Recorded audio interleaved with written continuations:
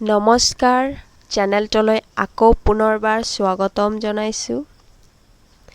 অসমৰ স্বাধীনতা আন্দোলনৰ প্ৰথম শহীদ কোন আছিল?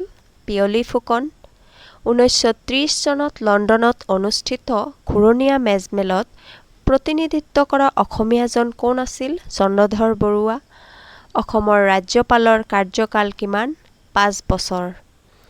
অসমৰ ৰাজ্যপালৰ নিম্নতম বয়স কিমান? 35 বছৰ। অসমৰ মন্ত্ৰী পৰিষদৰ কাৰ্যকাল কিমান? 5 বছৰ।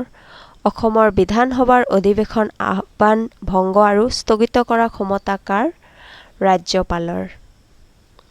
অসমৰ মুখ্যমন্ত্ৰী আৰু অন্যান্য মন্ত্ৰীসকলক শপত গ্ৰহণ কৰোৱাৰ কোনে?